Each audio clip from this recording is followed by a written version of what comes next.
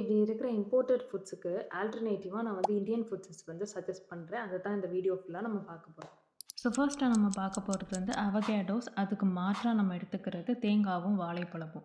2துலயுமே வந்துட்டு potassium and healthy fats வந்து அதிகமா இருக்கு. வாழைப்பழமும், தேங்காவும் நம்ம சாப்பிடுறப்ப எக்ஸ்ட்ராவா எனர்ஜியும் நமக்கு வந்து அதிகமா இருக்கும்.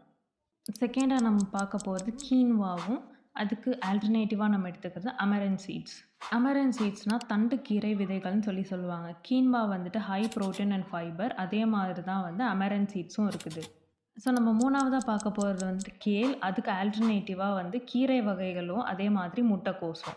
இது 2துலயுமே அதிக அளவான வந்து விட்டமின் ஏ, விட்டமின் சி, அதே மாதிரி மைன்யூட்டான நெறையா மினரல்ஸ் வந்துட்டு இதில பிரசன்ட் ஆயிருக்கு.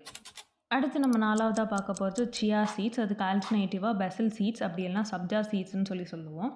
இல்ல அப்படின்னா ஃப்ளாக்ஸ் சீட்ஸ். ஃப்ளாக்ஸ் சீட்ஸ் வந்துட்டு நம்ம தமிழ்ல ஆளி விதைன்னு சொல்லுவோம். இது 2துலயுமே வந்து அதிகப்படியான ஒமேகா 3 ஃபேட்ஸும் வந்துட்டு இருக்கு. அதே மாதிரி நார்ச்சத்தும் ரொம்ப அதிகமா இருக்கு.